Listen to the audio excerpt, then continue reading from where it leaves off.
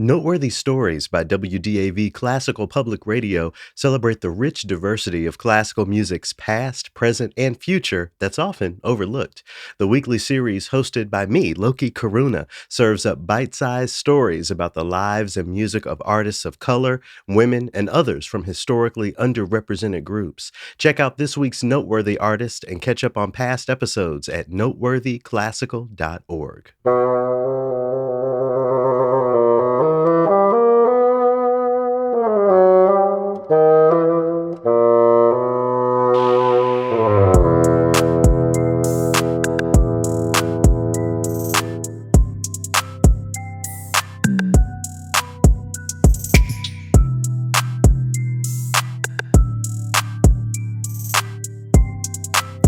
Hello, and welcome to another opus of the TRILLOQUY podcast. Thanks so much for tuning in. I'm Loki Karuna. A pleasure, as always, to have you along. Shout out to the longtime listeners, and shout out to you if you're relatively new to TRILLOQUY. This show was built to decolonize classical music, both in word and in aesthetic. And I do that here each week by highlighting something in the field or in the world that connects with this idea of decolonization, challenging the status quo, as well as by showcasing conversations that I have with people in and outside of the industry who are also doing the work in their own unique way. For more information on the TRILLOQUY podcast, to listen to past opuses, and to contribute to TRILLOQUY, visit our website, TRILLOQY.org. Huge thanks once again to WDAV Classical Public Radio for their support of the TRILLOQUY podcast, in addition to our friends at Crowd Influence. If you check out the description of this opus, or if you go over to our website, you'll find a link with some really cool coupon codes for Nike. I don't know about you, but I gotta keep my Forces and my Jordan 1s nice and fresh, and sometimes that just requires a new pair, right? If you're looking to shop at Nike anytime soon, don't do it without checking out the coupons and promo codes that you can find by clicking the link in the description of this opus. Thanks again to Crowd Influence for your support. So back in Opus 178 of TRILLOQUY, I featured a conversation with soprano Maria Clark and pianist Dr. Maria Corley. They had recently released an album, Negro Spirituals, and we had a really great conversation about what it means to make sure that music and that tradition gets to the next generation. Well, Dr. Maria Corley has a daughter who is a musician as well. Her name is Kiana Corley, and she's been creating some really incredible stuff. Many folks, maybe even most folks, wouldn't consider her music classical, but here on TRILLOQUY, my use of that term is completely decolonized. So I'm excited to share the conversation that I had with Kiana here in a few minutes, in addition to giving you a sample of some of her work. I also have a TRILLOQUY to share with you this week on the subject of personal biographies. But first, I wanted to shine a quick light on some of the latest news in this so-called classical field. So coming up on December 3rd, I know that feels like it's a long ways away, but it'll be here before you know it. On December 3rd, the Chicago Symphony Orchestra is presenting a program called Montgomery and the Blacknificent Seven. Okay, let's break this down really quickly. In the past, I've talked about this idea of Black excellence being used as a tool to continue to marginalize Black people. It's the idea that you have to be the right type of Black person to be excellent. I argue that to be Black in America, especially these days, to have a semblance of success as defined by the individual, that is in itself excellence.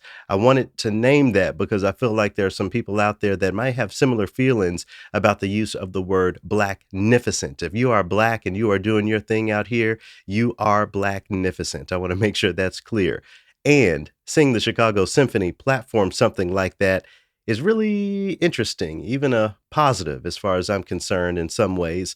I'll read for you a bit of the description of the event. It says the 2023-24 season of Music Now illuminates works by a dynamic collective of Black composers, the Blacknificent Seven. Jasmine Barnes performs a work by Dave Ragland, and Damian Jeter joins Barnes for her world premiere for Joel Thompson's In Response to the Madness, which explores the composer's angst in response to the chaos found today around the world, to Raglan's Eight Tones for Elijah, which is a loving tribute to young violinist Elijah McCain, who was killed by the police on his walk home. The program surveys current social themes. Also featured are works by Chicago's own Sean Apebolo and Damian Jeter, nimble and accomplished improvisers. Chicago Symphony Orchestra Mead composer in residence Jesse Montgomery and Carlos Simon perform of the moment interludes woven between the other works on the program. So again, we have Jesse Montgomery, Jasmine Barnes, Sean Apebolo, Joel Thompson, Damian Jeter, David Ragland, and Carlos Simon, all on the same hall, all in the same stage, same concert hall, to show off an aspect of what it means to be Blacknificent in this world of so-called classical music. I know that I featured Joel and Carlos on TRILLOQUY in the past, so if you want to go back and take a listen to those conversations, feel free. I don't know the Opus numbers right off the top of my head, but they're there. And I'll work on getting the rest of the Blacknificent 7 here on TRILLOQUY in the coming weeks and months. I think there's some nice dialogues to have around this. The Chicago Symphony hasn't paid for any underwriting here on the show, so if you want to learn more, go find the information on their website. But I wanted to be sure to highlight that because you don't see us highlighted in orchestral spaces all that often to begin with. So to see 7 of the industry's brightest Black stars collaborating in this way with one of the so-called Big Five orchestras, it's relatively historic. So be sure to check that out if you'll be in the Chicago area. Of course, I have to take a quick moment to find the devil in the details. I've worked with some indigenous composers in the past who have basically barred me from connecting their work to other indigenous artists, especially on the same concert. The thinking is that whenever Native music or Native experiences are showcased, they have to all be on the same stage on the same night so that the rest of the season can be dedicated to Beethoven or whoever y'all are listening to in the concert hall these days. A part of me wonders if this idea should be applied to this event as a critique of the event. What if each of these Black composers and artists were featured on a series of 7 different concerts over the season? Did the Chicago Symphony just want to get them all out of the way so that they can return to Handel in a few weeks following this concert? It is December after all. Is this their way of saying, oh, we don't just platform Black music in February. We have a whole Black night in December, don't you see? Speaking of February, let me go check out what they've got planned for Black History Month. Give me one moment. Okay. All right. So on a quick glance, it looks like they have Sheku Kane Mason playing some Elgar for y'all. So during February, an Afro Brit showcasing the music of a fellow Brit. Are y'all satisfied with that? Is the Blacknificent 7 enough to keep y'all satisfied in light of a predominantly white season, including a predominantly white month of programming for Black History Month by the Chicago Symphony Orchestra? Send me a note and let me know. Or not. Either way, I think my point is made. We have to really continue to critique, find this dust in the corners, and realize and really understand what decolonizing concert programming, concert seasons really means. 2 things can be true at the same time. Shout out and congratulations to each member of this Blacknificent 7. And let's continue to look for that dust in the corners until our so-called classical music powerhouses like the Chicago Symphony Orchestra get on board with really decolonizing this thing. I would love to see one of these Blacknificent 7 and more than just the Blacknificent 7 showcased across the season and not just for one night. That's something that we have to continue to think about every time we see these successes. We have to think about how we go further. Duke Ellington famously said, never be satisfied. And while I celebrate the Blacknificent 7, I'm not satisfied. I want to see Black music on every single concert in the city of Chicago with your local orchestra, the Chicago Symphony. But that's enough from me today. Again, I'm really excited to share my recent conversation with you that I had with Kiana Corley. She's a Pennsylvania-raised singer and songwriter who, quote, manages to blend the effortless storytelling style of folk music with the vibe of a classic soul singer to create unique blends of the 2 genres. When you think about folk music and soul, I think you should be thinking about American classical. Being the daughter of an expert in piano performance and in the history of Negro spirituals, Kiana has chops. She's not some nobody out here, and her music really shows it. We're going to jump in to my conversation with her with an excerpt from one of her latest tracks. It's called Bottled Up, a really great example here of what some of today's greatest artists are up to. Hope y'all enjoyed this chat between myself and Kiana Corley. Love bottled up for a year, I wanna spill it out. Words bottled up in my heart, I wanna free them now. Feel me, won't you see me, won't you hear me more than I've ever shown now. Find me, won't you try me and see all that I can give out to you. I don't know why this never comes so easily. Can I find the one to embrace every piece of me? Too much weight on me, flying solo isn't flying free. I didn't mean to be this far from love.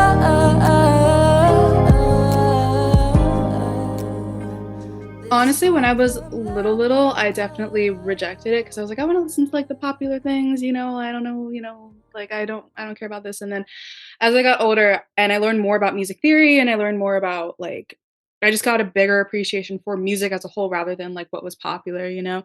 And I was like, oh yeah, like classical music, like the foundations of classical music are everywhere, first of all. And also like the things that my mom specifically does, are really cool. Like, just the way that she can just meld sound is, like, just really not appreciated enough, honestly, and so, I think just an understanding of, like, what your choices are when it comes to chords and musical melodies and things, like, that's definitely had an influence on my own sound, I think probably subconsciously, yeah.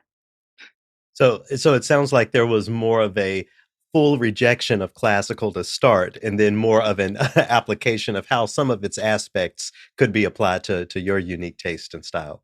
Well, yeah, and when I say rejection, I'm talking like elementary school levels and probably like middle school levels. I was like, "This is boring." And then I got older and I was like, "Oh no, like music is cool, just point blank period. Like just music across the board is cool."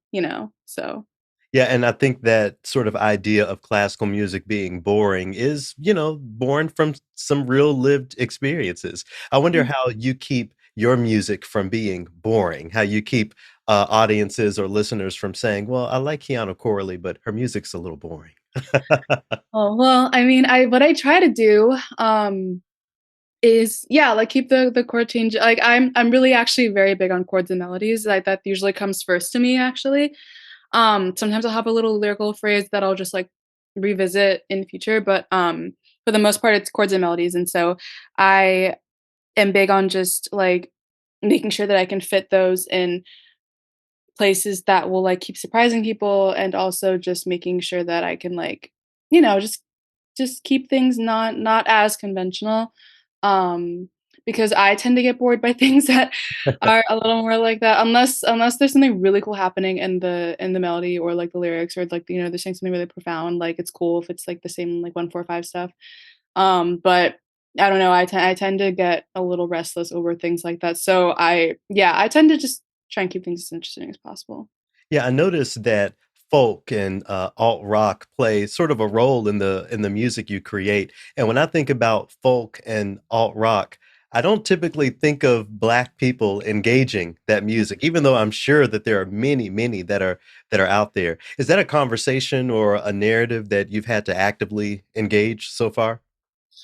Yeah, honestly, because whenever I do interviews, they usually bring that up because I I grew up in a like pretty folk heavy music scene actually. Hmm. It's a small town called Lancaster, Pennsylvania, and people if people have heard of it, they usually associate it with the Amish, and they're not wrong because there's a large Amish population. Like horses and buggies have made me late to places. So um but wildly enough, there's also a good music scene. Like, it's actually very excellent. It's not massive, but the people that participate in it are really good.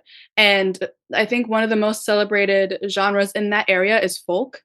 And so when I started gigging, I started going to shows, I started like, opening up for people and they usually be folk artists. And um my mom never really like introduced it to me before those moments because it just wasn't something she grew up with. And so I was like, this is cool. Like they're telling stories and it's close to blues, it's close to like the things that I'm a little more familiar with. And I love it, honestly, and I don't consider myself a folk artist at all, but I definitely try to draw on the whole, like, storytelling aspect of it, in my music, when I can, so And I hate to ask this because I think generally speaking, we all need to move away from trying to fit within boxes and that sort of thing. But for the sake of people who aren't familiar with your music and your musical style, how would you describe it? I would say it's, well, yeah, okay, so I would say it's like soul for sure. It's, like, soulful,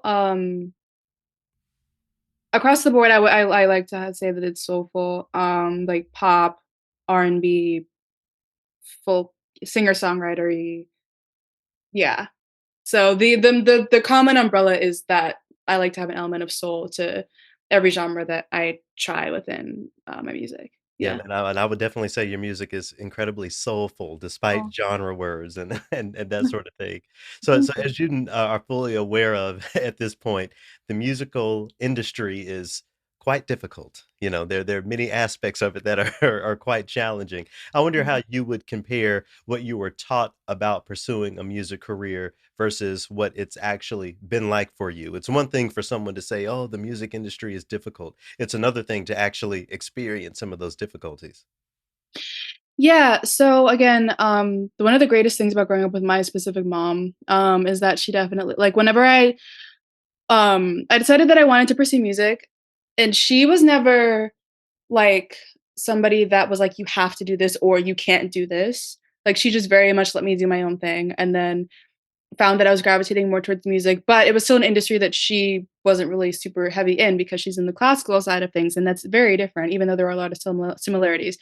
So whenever I like decided on it, my heart was set on it. She's like, okay, like, let me just like, let you know about the realities. And she told me about, you know, how long it takes to make money from things and like, how aggressive you have to be sometimes to, get in certain rooms. And she would just connect me with people that she thought would be helpful to me like whenever she could.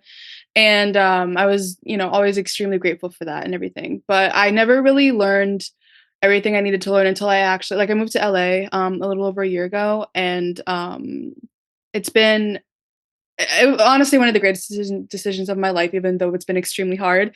And I just have run into people that I've only like I don't know, the types of people would describe in about, like, the music industry in LA, I always was like, "Okay, well, it's not can't really be like that," and then you, like, talk to certain people and you're like, "Oh my god." Like, like, okay, so this is why it's so hard for people to, like, just fight for certain percentages, and this is why it's so hard for people to feel like they're taken seriously, and this is why it's important to just like really hustle in every single like networking possibility that you have so that people will take you even a little bit seriously like if they know that like you guys have a certain mutual friend or connect that's like huge, that's everything. um yeah, and just professionalism, I've learned about like how I like actually should present myself so people will also take me seriously. And Hmm. yeah, yeah, it's a lot. It's a lot for sure. You have to like want it more than you want water, Otherwise, Wow, wow, that's some water no, right there. like sometimes it's like that. Sometimes because there's times where I'm like, what am I doing? And then I was like, no, I can't think of doing anything else. I wanna pull on that thread of professionalism that you mentioned. One of the Mhm. things that I really pride myself in is being, "professional," quote, unquote, on my own terms. So, you'll never see me in a shirt and tie, ever. Yes, But yes. that doesn't mean that I can't, be forward with a degree of professionalism. I wonder how you balance traversing these spaces and maintaining who you are as a human and as an artist. Yeah, so I love that you said that because I am not a dress wearer really. I own them. I do for sure. Like, and I wear them sometimes. Like, if I'm with my family for Easter, like I wear it to make my grandma happy, right? But like, uh, In professional settings, I'll have a blazer. I'll dress well, like I'll make myself up, but even then I'm not gonna like fully make myself up because I don't really like wearing a lot of makeup. And my day to day is like honestly most of the time very androgynous. Like I that's just how I like to present myself. I mean, today's not really a good indication, but like I yeah, and I think that again, I mean, there's definitely a a thing for saying like, okay, like I believe in myself, so I want to present myself in a certain way. I'm not gonna just not care about how I'm speaking and how I'm like or how I'm conversing with people and everything. But at the same time, like I'm not going to just completely twist and morph myself into something that I'm just really not to appease, like, society or like, certain people in that moment because if that's the most important thing, then I don't want anything to do with these people. Right. Like they're not gonna actually listen to me ever. Like, So, so as much as we can talk about, the challenges and how, we have to traverse certain things, I'm sure that there are aspects of, entry into the music profession that you found enjoyable or maybe not so difficult, right? no, yeah, like, I have actually made some very good friends that also collaborate with me regularly here, and that's been amazing, that's been so good. And, just getting to meet other musicians and just having jam sessions and, like, writing together with them and just really hearing their stories and just connecting on that level, it's unmatched, like, it's amazing, and then I also just, like, have like, taking the moments to get better at the instruments that I wanna, like, get better at and that yeah, it's great. It's great. Yeah, It actually making music is great. Yeah. sounds like there must be a lot of, side hustling in addition to the jam sessions and and all of these things, just, so you can stay afloat, so that you can eat, you have a place to live. Yeah, yeah. So I'm a private lesson instructor, Oh, nice. and then I also work, part-time at a French toast place, which is, like, really cute to say. But the private lesson instruction has definitely been my saving grace because, I don't have to work as many hours and so I can have that time to like work on my craft and pursue things. And then also, but then also with private lesson instruction, that's still in the music field. So like I don't have to just completely stray away from it. It's perfect in my opinion. I love it. So Do your experiences as a musician make, a way into how you teach students? Do you tell your students, "Okay, I can teach you this stuff, but just understand it's gonna be tough," or do you give those talks to your students? well no, I want to make it fun. So I definitely especially like younger students, like I definitely do it like, like one new topic at a time. If I get somebody that's like really serious about it, then like yeah, I'll be a little more aggressive.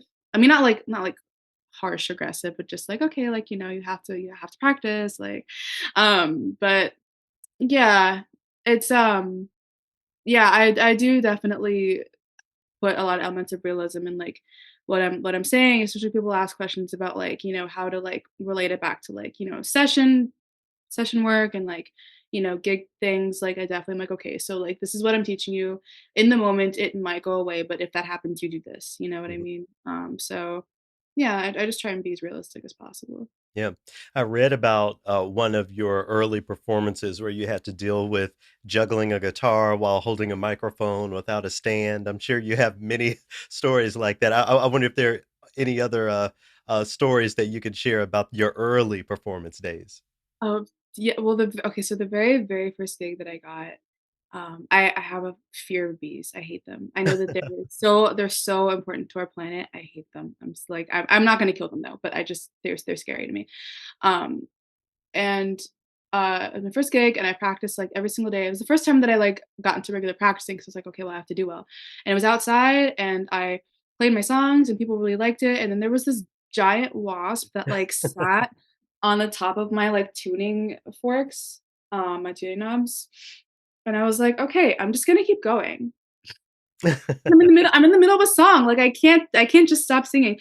And I was like, tune it out, like just forget it. And then of course it flew. It never landed like on me, like it flew away. But that was terrifying. I hated that. And yeah, the story that you just mentioned, I love to tell because it's just one of those instances where people know they want music and they that's it, like, they don't know anything else. They're just like, "Oh, I want music." Mhm. And they don't know anything else. So I showed up and they were like, "Okay, you play guitar and you sing, here's your microphone." And it was just on a cable. I was like, "Oh, do you have a stand?" And they're like, "No, can you hold it?" And I was like, "I need both hands to play the guitar." And they were like, "Oh, we'll figure that out." Okay. And then there's been just like times when like they just didn't flat out did not have a sound system or only had a sound system for like a mic and a mic stand, but just nothing to mic my guitar and it's just, and it's okay. Like it's always okay. We always make it work, but man, I would love for people to look into what it actually takes to have live music at certain events, but it's okay. It's fine. In addition to making sure that there's a mic stand there, I wonder, for all of the venue, leaders or venue owners that are listening, what are, just some of the things that need to be in place for an artist like you to be able to have a successful performance?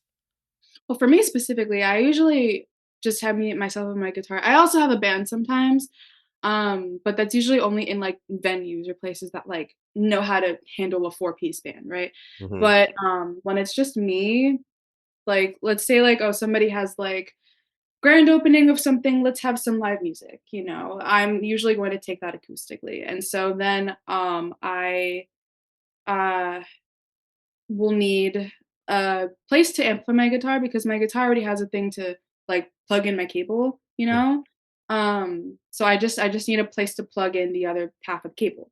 And then I need amplification for my voice as well. I have my own mic, but usually they like to supply their own. But I mean, I always give them that option because I'm more than happy to bring my own. But I mean, I'll need just a thing to plug in my cable as well. So basically, just amplification. But like sometimes people just don't know that you need to plug in both things that are making sound, I think. I don't know, it's okay. There's a lot that goes into, like, coordination of events, so I get that some things just kinda, like, fall by the wayside, it's cool. Yeah, But it's and in always been a trip, a journey when that happens. in addition to thinking about those things, something that I'm thinking about are all of the quote unquote non-musical skills that you have to develop to be an artist, using digital audio workspaces, editing audio. There's so many things that I've had to pick up over my years as a podcaster, and I can only imagine that's multiplied when you're trying to be a musician. I wonder if you can speak to that. What's been your process of learning the technological or the other logistical things that are required in being an artist these days? So in my actually I was really, really fortunate to go to a small music school, and they taught us how to use digital audio workspaces Oh, like nice. Logic and Pro Tools. But I mean, it was definitely on me to take it the rest of the way because they taught us like the bare basics, and they also taught us like what to listen for when we record things. Um, and so right now my DAW of choice is Logic, and so I use it a lot to make demos. I don't consider myself a producer at all. I would love to change that in the future, but right now I can just use it well, excuse me. Right now I can just use it well enough to make the demos to send to the producers that produce, right? Mhm. But like, yeah, so navigating that has been honestly really fun. Kind of frustrating, but really fun. Once you like get past the hurdles of like, okay, what am I doing? Like, where is this thing? Like, why isn't it working? Like, so then you get over that and you're like, okay, cool. So like I know I have the control now, So it's been I mean, I love learning things, like, I love learning new things, especially when it comes to things that make my artist life easier, so, um, yeah, I love learning about DAWs and recording and, like, EQing and mixing and all that stuff, like, I really do genuinely enjoy it, yeah, it's been a good help. Is it so it sounds like you view it as fully, integrated. I think it would be easy for a lot of people to imagine that trying to figure out, digital audio workspaces are taken away from my practice time or my vocal warm-ups or anything like that. Is there a conflict there for you, or do you see it all as one?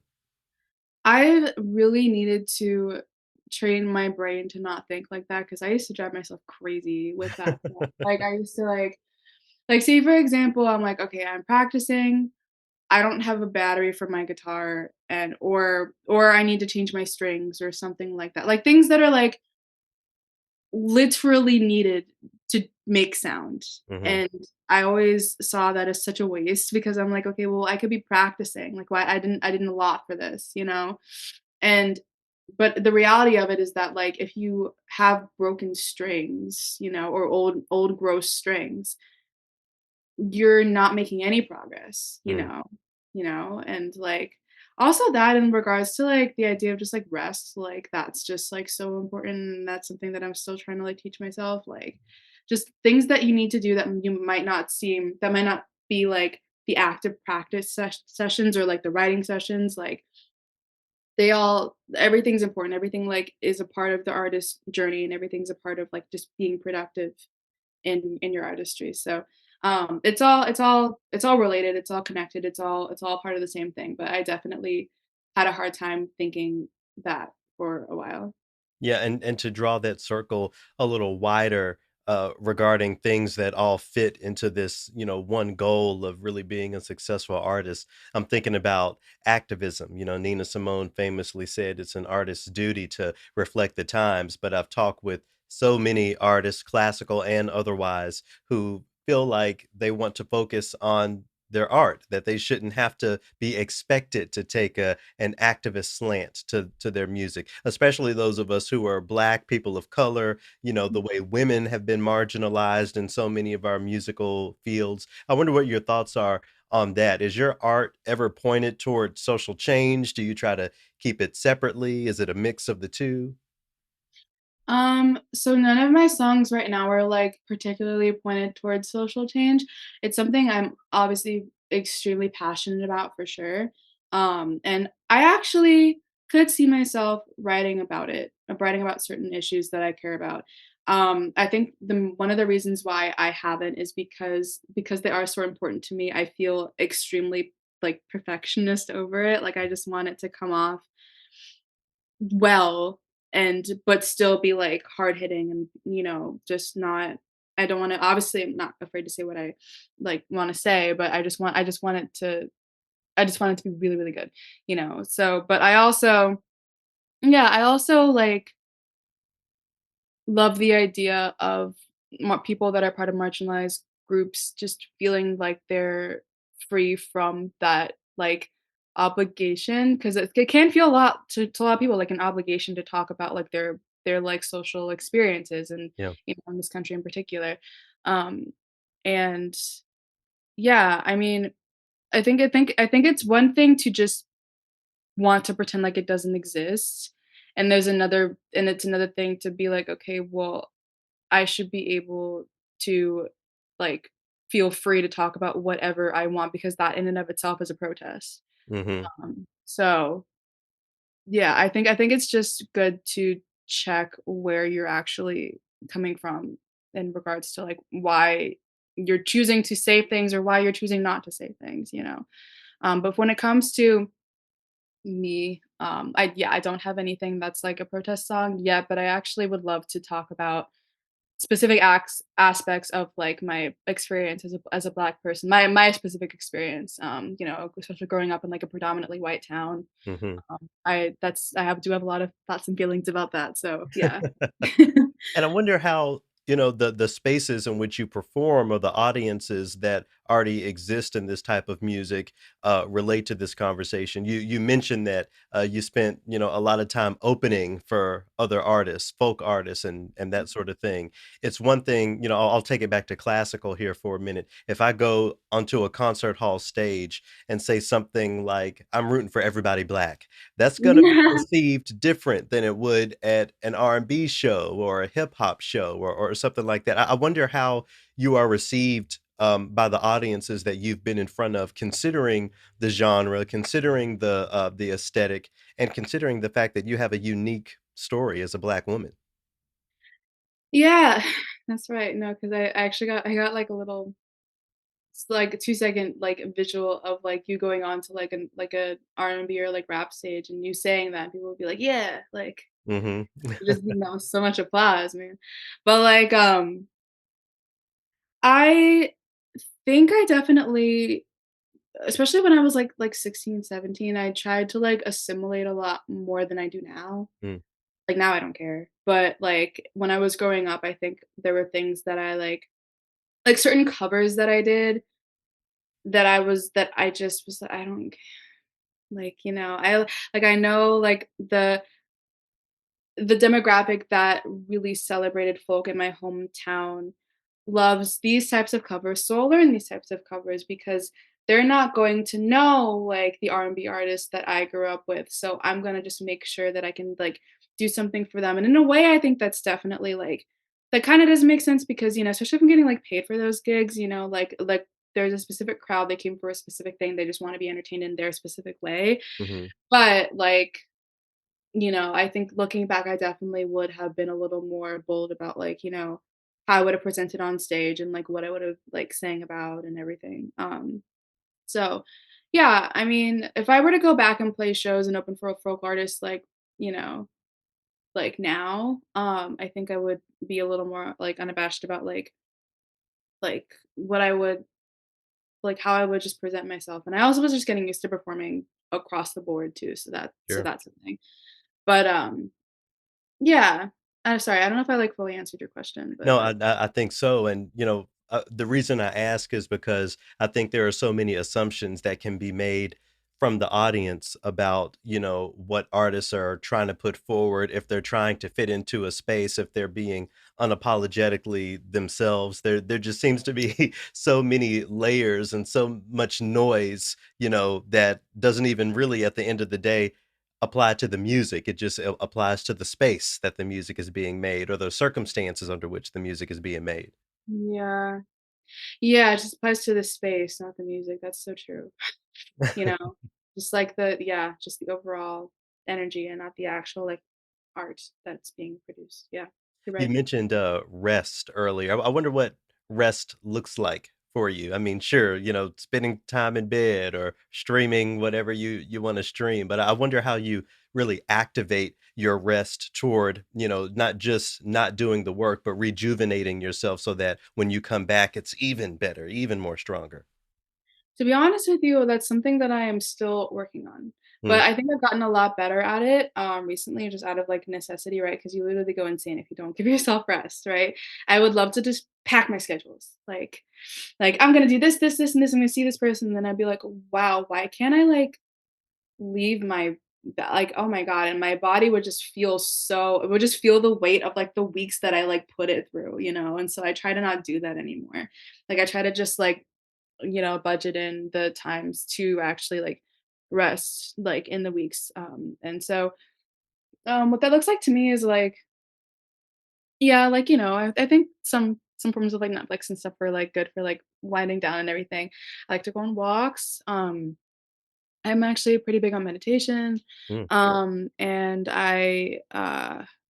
yeah, stretching is good, and, yeah, just, like, sitting with me honestly, I'm also a person whenever I get home from a place and I don't need to immediately go to the next place, I'll just sit in my car. My mom gets mad at me because I understand as a woman that's not the best thing to do, but I'll just make sure like in Sure. the neighborhoods surrounding it's fine. Um and always lock the doors. But I'll just like sit in my car and I'll just like really decompress and I'll just like take a moment to think about that specific day and the days that have happened and you know, what I just haven't been able to process, like if something happened that was like really good or really bad, like what I just didn't allow myself time to like process and I'll just process it then and you know, um yeah, honestly, rest and like my spirituality are pretty intertwined. So like sometimes I'll like, say a couple prayers and that helps too. Um and or I'll just do some deep breathing or I'll do some yoga like Yeah, stuff that's like beautiful. That's beautiful. that. That self-nurturing and self-love, as important as that is, I think it has to spread to other people, especially collaborators. I noticed that, the music videos that you have on YouTube, it seems like there must be a team of people behind the scenes that we don't see. I wonder how you manage that aspect of your work, keeping everybody happy, making sure, the professional and personal relationships remain whatever they need to be, for everything to come to life in the way you want it to be. How do how do you handle that? How do you, traverse that? Yeah, so, um, I've been really, really fortunate to just have the, like, circumstances that I have for, like, my past music videos. I haven't had one in a minute since moving to Los Angeles because full transparency is sometimes my finances kind of went more towards, like like, Los Angeles survival, right? Sure. But I mean, I, like, will make connections with people that are, wanting to, like, make their portfolios a little more, like, better, and then but so they won't charge me, or they'll charge me for, like they'll only charge me this much for, like, a video or a photo shoot or something, and I'm like, "Okay, amazing," and then they're usually, like, really good, and then I just keep that relationship. But back when I was in Pennsylvania, I had friends that, like, were in, like, media departments, like, at the school that I went to, and so I would, like, you know, meet up with them, and they would, like, shoot videos for me, the latest video I did that wasn't a lyric video was for my song Not the Same, and my friend, um was, like, just still getting used to the idea of, like, music videos and everything, and, I got a bunch of, like, friends that, like, danced for fun, basically. I mean, one of them actually, like, minored in dance, I believe, but, like, we it was just a bunch of people that were just very passionate about art, right? And I remember we drove from Lancaster to Philly, which was normally like a little over an hour drive, but it was blizzarding, so it took Mhm. longer. And I was still determined because we reserved this specific space. I was like, I don't want to lose that money. We're gonna go. Yeah. And everybody was okay with it. So like, um, okay, I want to clarify. I didn't force them to go, but I was like, I want to go. And they were like, yeah, we'll go. And I'm like, okay, cool. Cause I was driving. So I guess they didn't care. But like, yeah, I don't know. I've just gotten really lucky to find people that I consider my friends, that also happen to be talented in the ways that I'm looking for to, like, fill the holes in my, like, artist, life and my artist needs, and so we just try and, like, look out for each other when it comes to that, but, yeah, I think, like, I do consider them friends, and obviously, like, I don't some of them I don't talk to, like, every day and everything, but, um, yeah, I just, like, we have the hard conversations about, like, well, like, first of all, like, planning things and also just, like, any financial things, like, we usually get that out of the way. I'm big on getting that out of the way before we even, like, start anything. Yeah. Because if you, like, make the things and then, sometimes some, like, perspectives can, like, change and everything, and sometimes they can just kinda, like, even, like, warp some things, and it's just like, "Okay," like, "Well, we went through all this work, like, we kinda have to put it out, so we should figure this out," and so it's just easier to get that done before we even start anything, but, yeah, I mean, I've learned a lot of, like, hard lessons, by, like, creating relationships with, like, videographers and, dancers and, like, photographers, honestly, like, I've definitely learned a lot of hard lessons, but, I mean, I feel like I'm in a good headspace to deal with those relationships now, so You have me thinking about that sometimes problematic word exposure. It's one thing for a friend to, for you to go to a friend and say, hey, will you help me on this video? I'll be sure to credit you and X, Y, and Z. It seems like on the other side, as the artist, that conversation has to be a little different. It's not, just a matter of exposure when it comes to really being able to eat off of your music. At the same time, exposure through collaborations, especially with friends, can be beneficial and important. I wonder how you balance that specifically from the artist's perspective. yeah, yeah, exposure, man. It's like It's that's important, but it's not the only thing. it's not the only thing, it's for sure a trigger word. But, yeah, I mean, when I was, like, very much first starting out and I was working with people that were also very much first starting out, exposure was fine, that's all we needed. Yeah. We just needed, not even exposure, like, practice. Like, I would have people be like, "Hey, can I practice making a music video with you?" And I'd be like, "Yeah," because if it works out, it works out. Great, we have a music video. If it doesn't, that's okay because no money was talked about because they've literally never done this before or they've only done this like once or twice. Um, but like Yeah, I mean, the conversation around exposure is different now. Like, even if somebody were to come up to me and, be like, "Hey, like, I'm, trying to build my portfolio. I'm gonna offer you, like, either free or really discounted music video." And I looked at their work and 'cause I want, like, a certain standard now. So, like, if Mhm. they meet that standard, I don't feel right, like, paying them what they would ask for meeting, like, that specific standard, you know? Um, I think it's important. I wanna make sure everybody's taken care of. I think everybody should look out like, should have, like, fairness overall. Yeah. Um, I had this one friend that made really, really great, like, content, and she would just, like, charge me so little, and I would always overpay her. Not even overpay, like, I would pay her what she actually was worth, Mhm. and she's like, "Why are you paying me so much?" I'm like, "No, because you make the good things." Especially because 'cause you're a woman, like, you have to be more sometimes it sucks, but you have to be more, like, aggressive when it comes to what your actual, like, numbers should be, and I don't think Yeah. she and we're just, like I don't think we were even out of college at that point, and so I don't think she really had a lot of experience with, like, you know, what rates should actually look like as a videographer, but she, like, directed things, she, like, made a full storyboard, and she then the and, like, the products were always amazing, and she just wouldn't charge me anything at all. I'm just like, "No," like, so, I mean, on the same way that I try to not get ripped off, like, I try to just also make sure other people aren't getting ripped off too, like, I think it's just important that we all look out for each other, you know? Um, You're but bringing up something else that's really important. There's so many points in my career where after the contract is signed or after, the work is done, where I get the feedback and you really could charge more for what you're doing, or your fee could be higher. I won't ask you necessarily what your fee is, but right. how do you determine what is fair for you? How do you make sure that you aren't ripping yourself off? It's honestly, it's hard.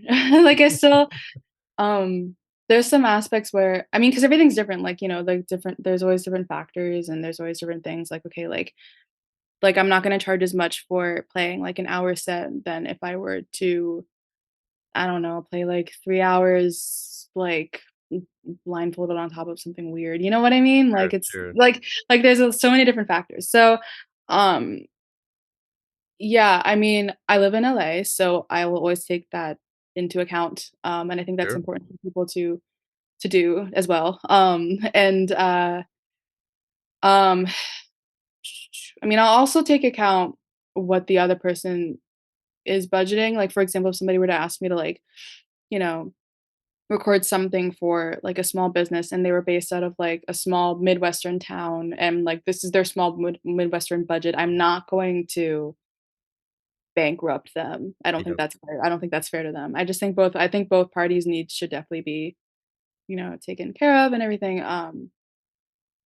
Yeah, I mean, a lot what I'll do is like,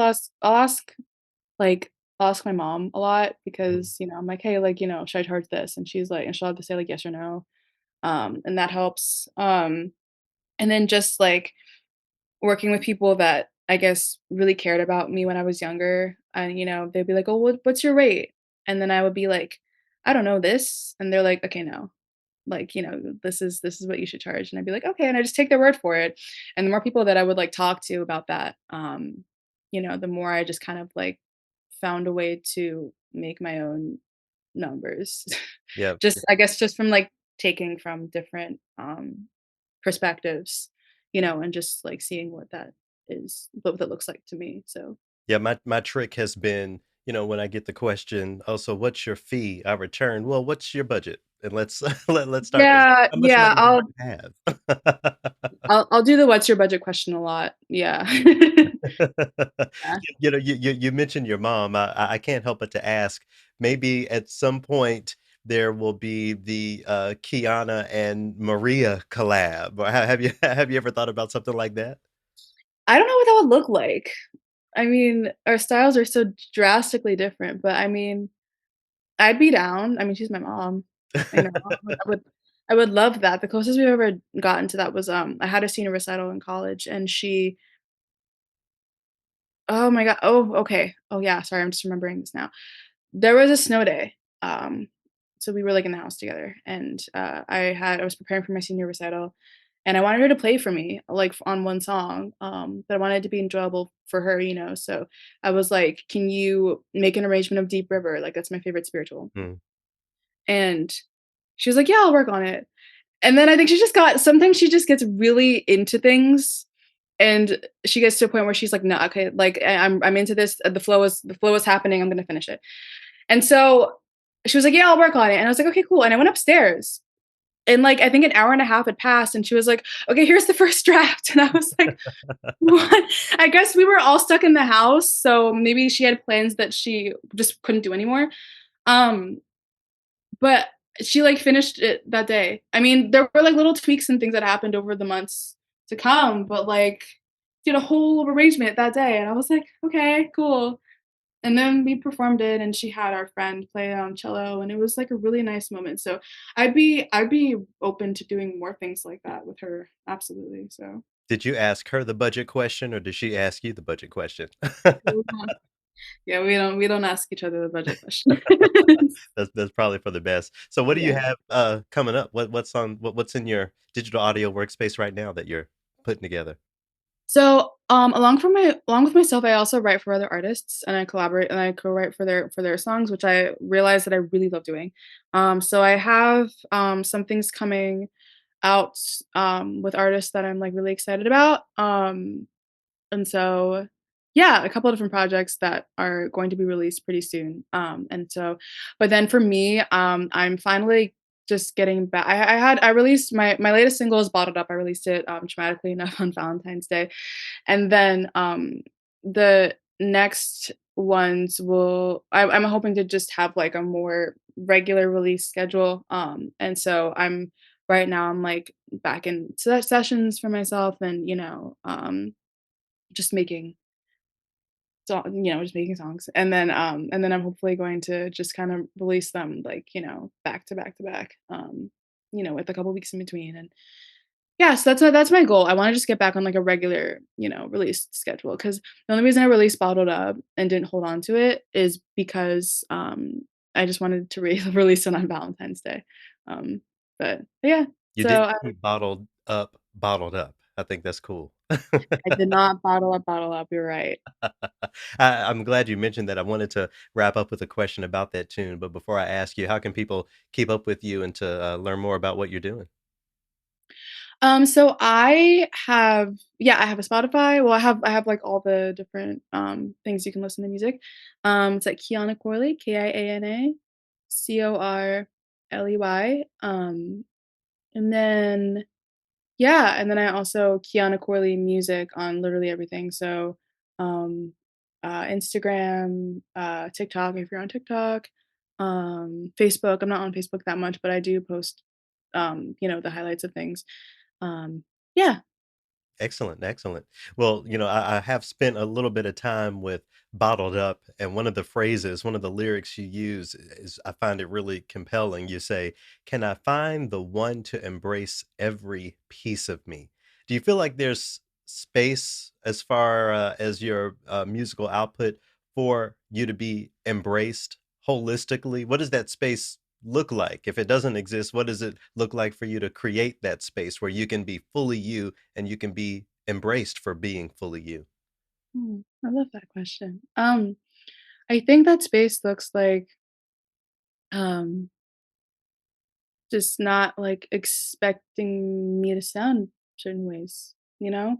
And musically, just in general, across the board, just not expecting things from me, from seeing like, oh, my name and or my face or just anything, like I would love to walk into a room and not have to just already mold myself to people's expectations like unnaturally. Hmm.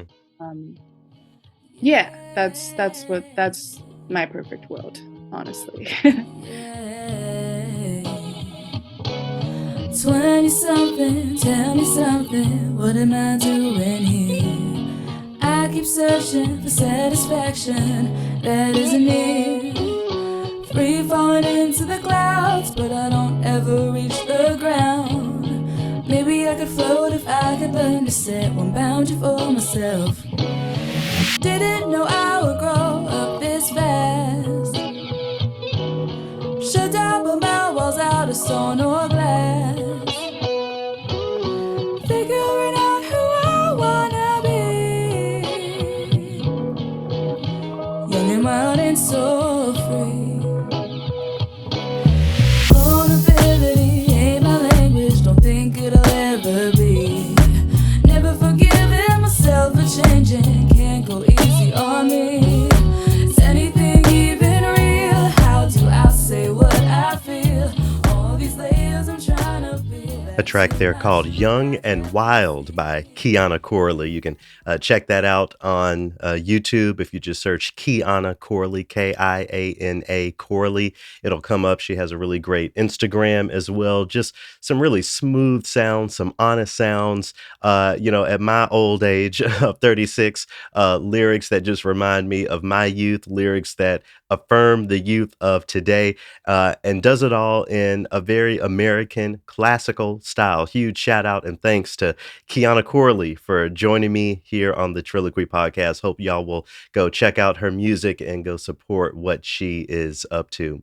All right, well, I'm not going to keep you too much longer, but I do have a short little triloquy that I wanted to share with you. So as many of y'all know, I do work in radio, and I never left the radio world, even though NPR tried it with me. But I'm very fortunate to have specials running all across the country, some outside of the United States. And for one of them that I was working on recently, I was on the internet, really trying to find some information about this artist. I really value platforming, not just historically marginalized artists and composers, but people who are alive and breathing today that could reap the benefits of that sort of platforming. So anyway, I'm searching on the internet for one artist who I will not name, looking for information on them, something that I can share with the audiences that I'm targeting. And over again, I'm just seeing basically a resume list, this idea that the professional bio has to just be compiled of a list of accomplishments based on, colonized thinking, based on, what a job might be looking for when it comes to, your past successes and that sort of thing. In particular, I think I was just looking for where this artist was from, where they grew up. So, I posted something on Facebook. I basically said, look, I appreciate, everyone listing their predominantly white institution successes in your professional bio, but it's okay to list things like where you're from. Now, the point was made that a lot of people don't want to share that information because of whatever reason, and that's fine. But, just to be clear, my point is that a person's story is more than what other people say about a person's story. And I'll even, critique myself here. I'm live at LokiKaruna.com. The first sentence of my bio is a proud native of Memphis, Tennessee. Loki Karuna, formerly Garrett McQueen, is a bassoonist who has performed with all these orchestras that I list. So I think the laundry list is a thing for many people. But what else? Can we say where we're from? Can we say what drives our passions for music? Can we talk about the things that those of us who aren't on a job search committee care about? I hope that we can all think about that, whether you're an artist or not. We need to get used to telling our own stories and telling our stories in a way that we want to tell them. Again, this show, this podcast, TRILLOQUY, is all about decolonizing classical music. So to decolonize classical music, we have to decolonize our thinking. We have to decolonize our bodies, the way that we feel like we have to dress in certain spaces, the way that we have to speak in certain spaces. So I'm challenging each and every one of you this week. If you're listening to this, if you are in my if I'm in your ears right now, think about ways that you can incrementally or radically move away from colonized thinking when it comes to the way we market ourselves or the way that we introduce ourselves. You know, if you're at a party or a mixer or a professional gathering, what if the first question, instead of, oh, so what do you do for work? What if the first question was, what makes you happy, or what made you happy today? I think as we move forward, we have to continue to critique ourselves and critique those around us and figure out how we can remove the colonized thinking from the way that we interact with the world, and certainly the way that we interact with this energy. I'm going to take the time to take a fine tooth comb through my bio to see if I can't decolonize it a bit more. Maybe go through your closet today, or or go through your contact list, go through your social media. Let's do the work that we can as individuals to decolonize. Again, it's so much of this reminds me of my Buddhist practice. You know, we always say everything begins with self. Your universe, the world that you live in, the world that you experience, is a reflection of you and your life and your mind, your life condition. So we all have circumstances and things that we can't control. You know, many of us are going to 9 to 5s. Maybe some people who don't love those 9 to 5s. You know, there are some people with different abilities or other challenges in this world. But the what we do with what we have is really what matters. So we have life. We have the opportunity to decolonize our thinking around classical music, around our everyday life. You know, even if you don't work in classical music, there's decolonization to be done. So again, I challenge each and every one of you this week to think about the ways in which you are presenting yourself to the world, to constituents, to people who you are hoping to hire you, and see if you can't decolonize that approach even just a little bit. This is going to take all of our work, but I believe that we can do it. Thank you so much once again for supporting and listening to this podcast. I always appreciate having you here each and every week, and I will talk to you again next week. See you then.